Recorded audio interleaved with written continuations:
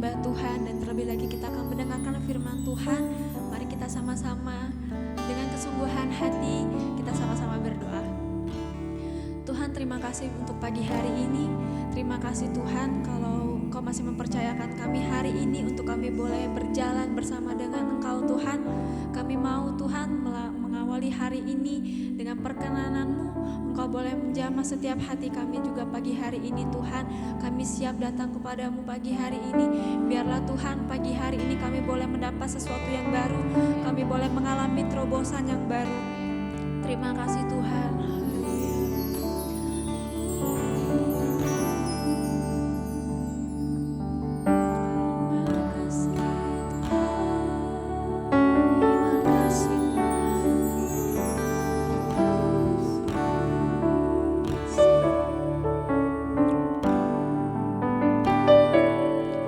Saat ku berjalan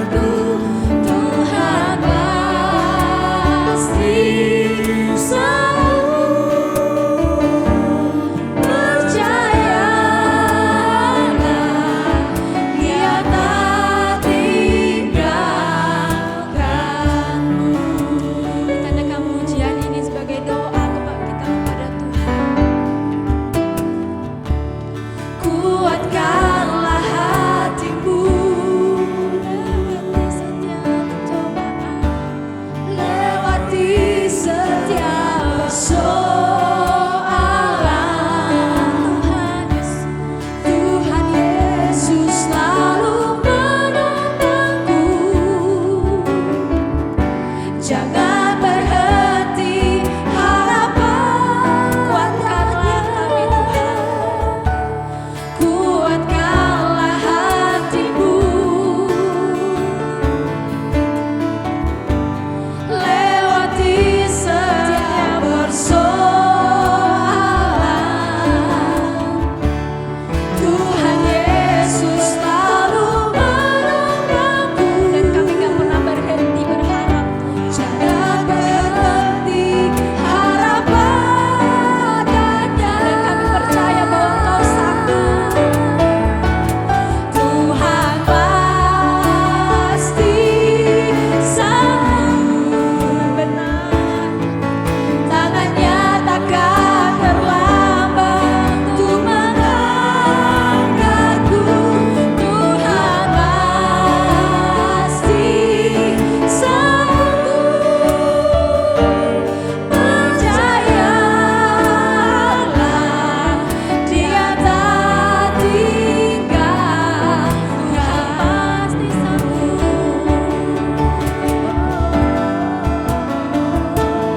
Tuhan pasti sanggup.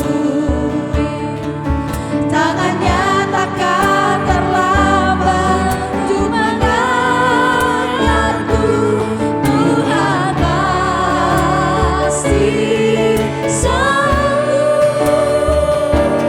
Percayalah,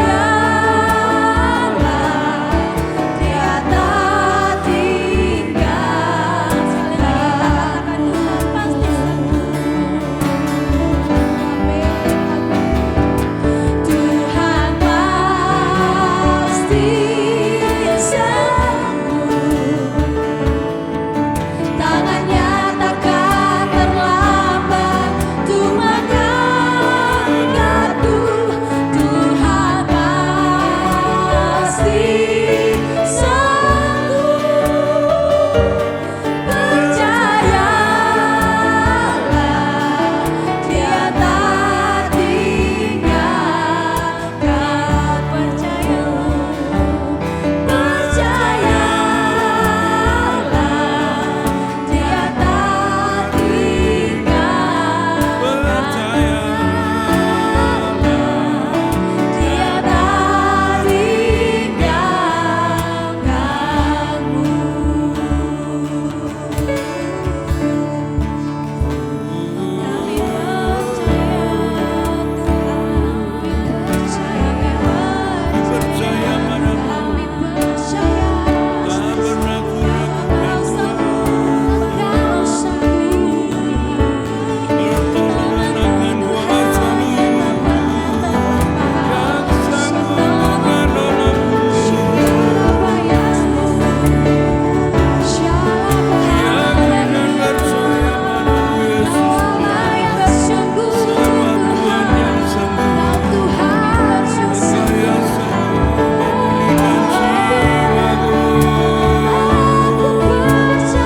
Amin, amin.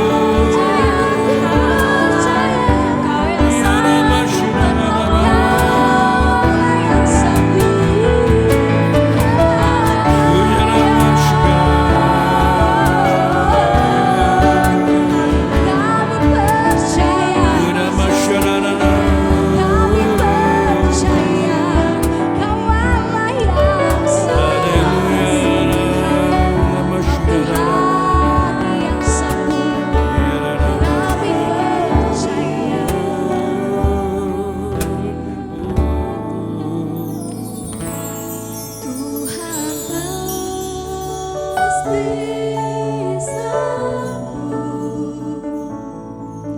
Tangannya takkan terlambat untuk mengangkatku. Tuhan pasti sanggup. Percayalah, Dia tak tinggalkan. Percayalah, Dia tak tinggalkan.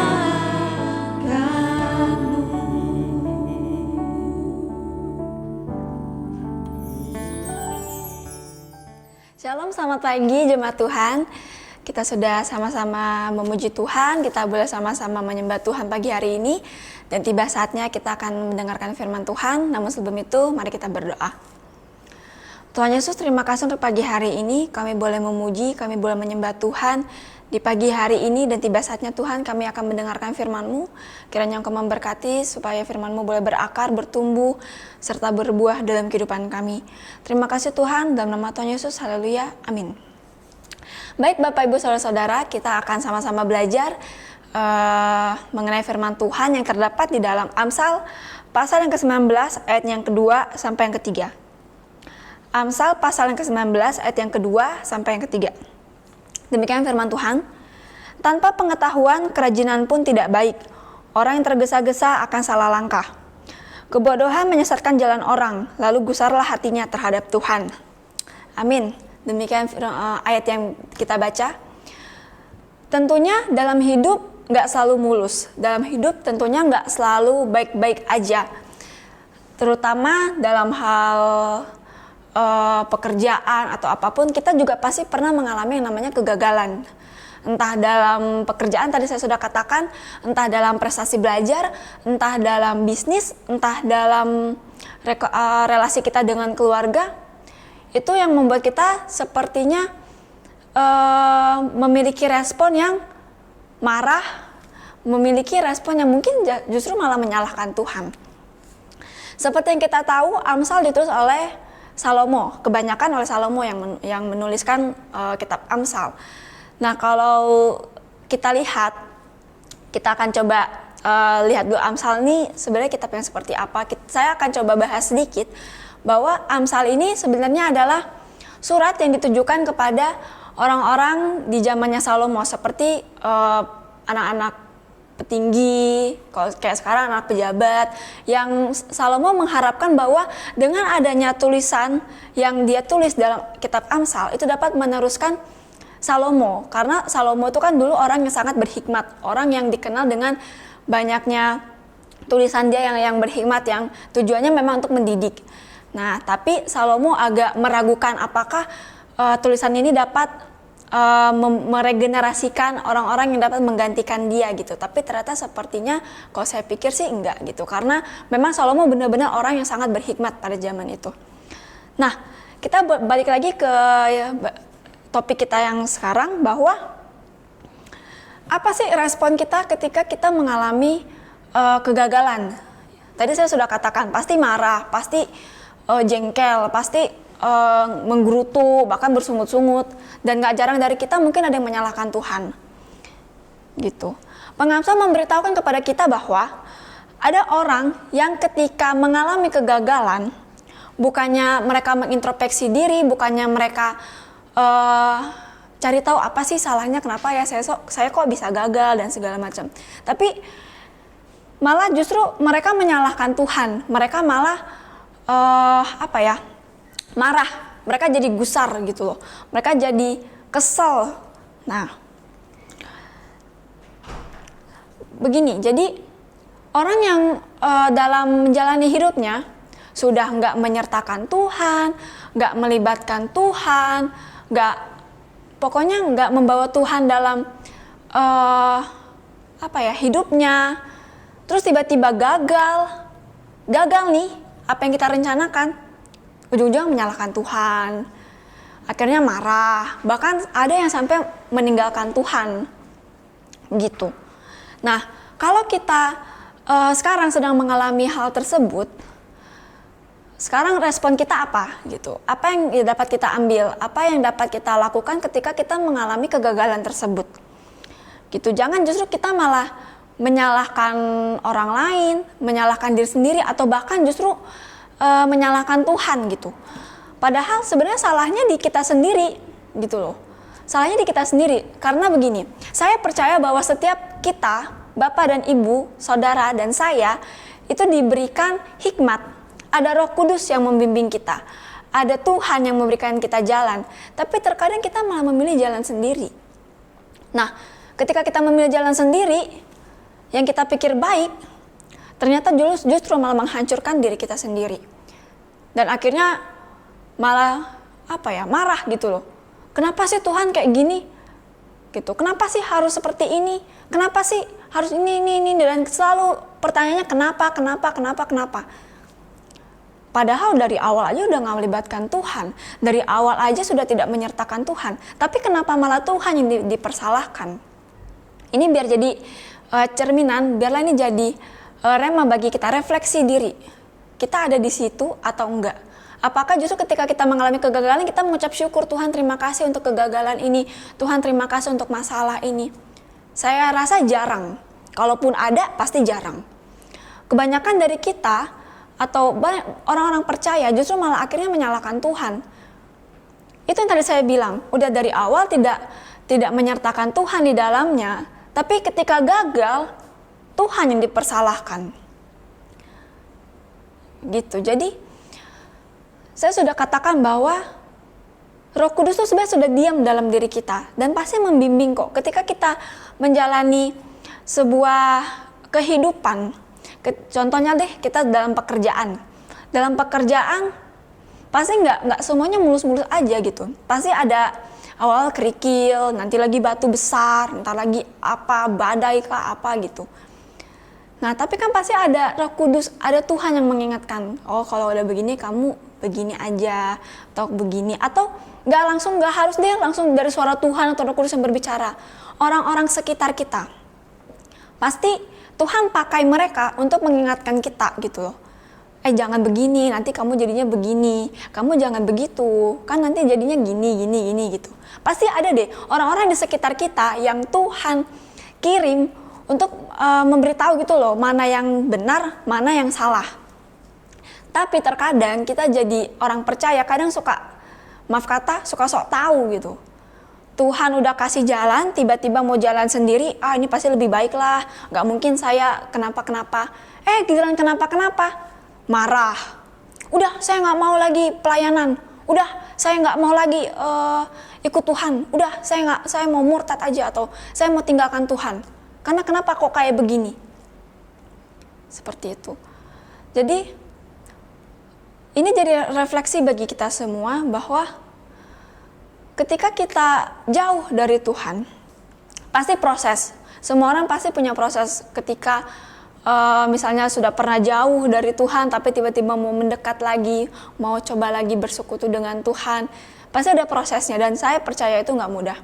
Tapi ketika kita mau benar-benar mau datang sama Tuhan dan mau melibatkan segala sesuatu dalam hidup kita itu sama Tuhan, semuanya pasti baik. Gitu. Kalaupun nanti ada air mata, saya percaya Tuhan bisa gantikan dengan sukacita. Kalaupun nanti ada misalnya dalam pekerjaan atau bisnis kita rugi misalnya, saya percaya Tuhan pasti bisa memberkati kita lebih daripada itu.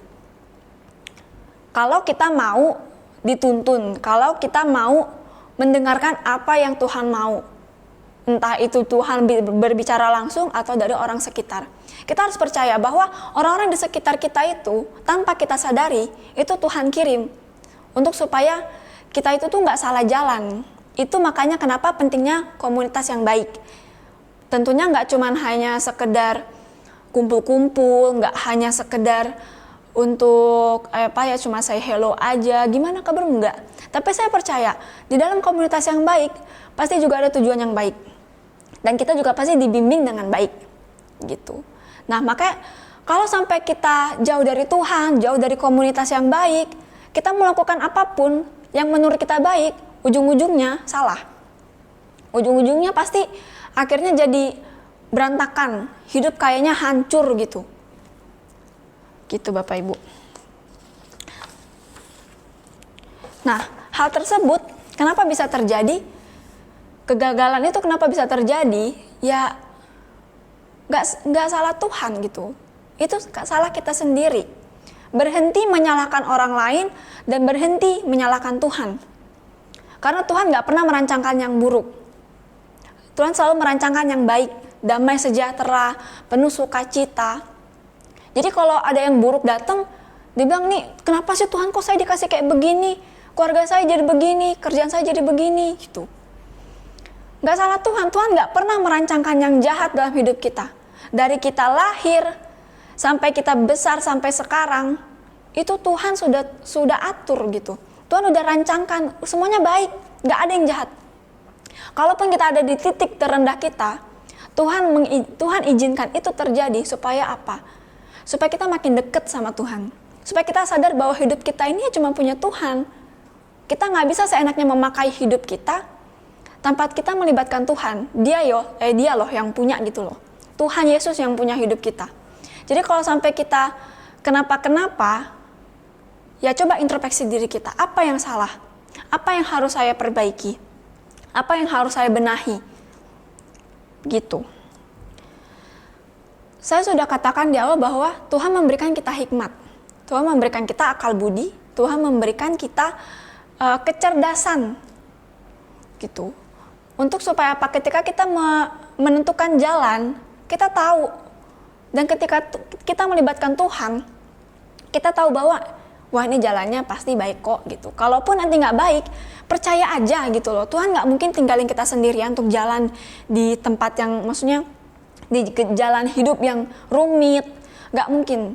Kalaupun sampai itu terjadi gitu loh, Tuhan pasti menuntun. Tuhan pasti jaga, Tuhan pasti menyertai kok gitu. Jangan kita malah jalan sendirian.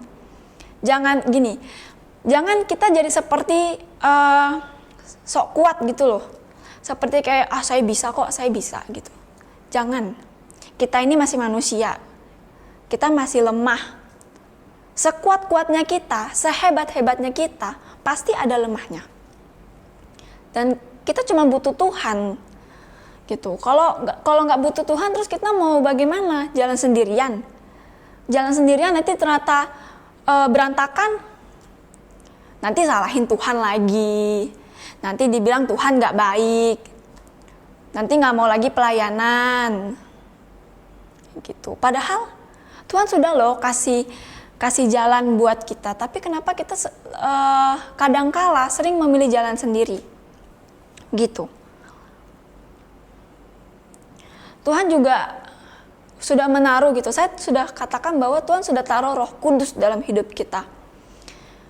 Untuk menuntun, untuk memberikan jalan gitu loh. Jadi kalau udah ada Tuhan, sudah ada Roh Kudus di dalam hidup kita, ketika kita mengambil keputusan apapun dalam hidup kita, saya percaya bahwa semuanya indah. Saya percaya bahwa ketika kita melibatkan Tuhan dalam setiap hidup kita, kita bisa menjadi kesaksian bagi banyak orang. Gitu. Jadi pagi hari ini kita boleh belajar bahwa kesalahan yang atau kegagalan yang kita alami pada saat ini mungkin atau dulu pernah kita alami. Dan mungkin dulu kita pernah atau bahkan sering menyalahkan Tuhan. Yuk kita sama-sama bertobat. Yuk kita sama-sama berjalan lagi sama Tuhan.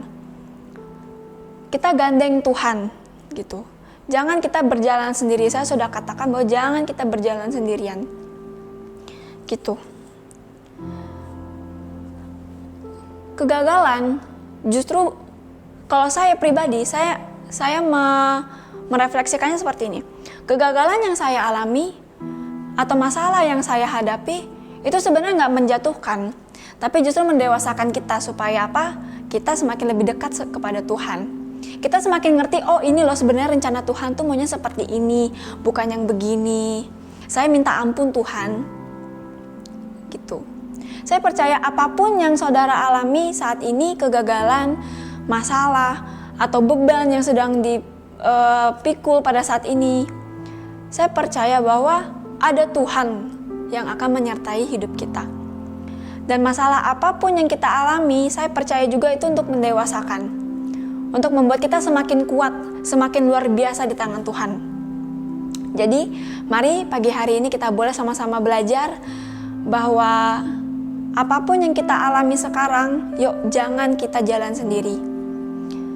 Dan sekalipun ada kejatuhan dalam hidup kita, jangan pernah kita menyalahkan Tuhan atau bahkan menyalahkan orang lain dan bahkan menyalahkan diri kita sendiri. Tapi kita boleh datang sama Tuhan, kita minta ampun sama Tuhan, dan kita boleh berdoa, Tuhan biar Engkau yang berkenan, biar Engkau ambil alih hidup saya, dan saya mau mengikuti jalan-Mu. Seperti itu. Jadi yuk kita sama-sama belajar, kita boleh sama-sama merenungkan kebenaran firman Tuhan pagi hari ini. Tentunya boleh kiranya boleh memberkati setiap kita. Dan saya percaya kegagalan yang sedang kita alami atau masalah yang sedang kita hadapi, itu semua akan berbuah manis dan kita akan menerimanya dengan sukacita. Kalaupun nanti ada air mata di dalamnya, saya percaya bahwa Tuhan akan memberkati kita lebih lagi dalam hidup. Amin. Demikian firman Tuhan dapat saya sampaikan. Mari kita sama-sama berdoa. Tuhan Yesus, terima kasih untuk firman-Mu yang boleh kami dengar. Terima kasih Tuhan untuk apapun yang boleh kami alami. Ajar kami Tuhan untuk kami nggak jalan sendiri. Ajar kami Tuhan untuk kami boleh mengikuti jalan-Mu, mengikuti rencana-Mu Tuhan dalam hidup kami. Kami nggak mau Tuhan menyalahkan diri kami sendiri, menyalahkan orang lain. Bahkan kami nggak mau Tuhan menyalahkan Engkau. Bahkan kami juga nggak mau sampai meninggalkan Tuhan hanya karena kegagalan yang kami alami Tuhan. Terima kasih Tuhan untuk pagi hari ini boleh mengingatkan setiap kami bahwa apapun yang kami alami, kami percaya bahwa itu untuk mendewasakan kami. Dan kalaupun hal yang gak enak boleh terjadi dalam hidup kami percaya bahwa semuanya akan Tuhan gantikan dengan sukacita. Terima kasih Tuhan, kami mau berdoa untuk bangsa dan negara kami bersyukur untuk Indonesia, kami bersyukur kami boleh menjadi bagian dari negara ini. Kami mau berdoa untuk setiap pemerintahan yang ada, dari yang tertinggi hingga yang terendah. Kami berdoa kiranya Engkau memberikan kepada mereka hikmat marifat daripada-Mu untuk memimpin bangsa ini menjadi bangsa yang luar biasa, menjadi bangsa yang takut akan Tuhan. Kami juga mau berdoa Tuhan untuk setiap orang percaya yang saat ini sedang mengalami kelemahan tubuh, sedang sakit entah di rumah ataupun di rumah sakit. Kami berdoa kiranya biarlah bilur-bilur-Mu yang boleh menyembuhkan setiap kami, dan biarlah sukacita juga boleh ada buat kami. Terima kasih Tuhan. Demikianlah Tuhan apapun yang kami lakukan pagi hari ini, dan sepanjang hari ini Tuhan kami rindu bahwa Engkau boleh menyertai kami. Tuhan boleh memberikan perkenanan-Mu buat kami. Terima kasih Tuhan. Tiba saatnya Tuhan kami akan menyelesaikan intimacy worship pada pagi hari ini. Sebelum itu kami akan berdoa menurut apa yang Kau ajarkan.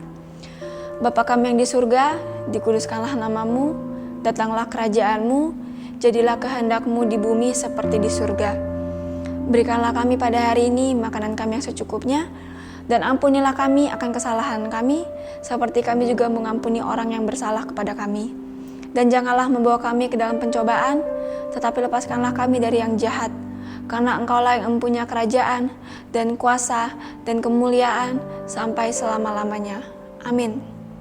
Tuhan Yesus memberkati.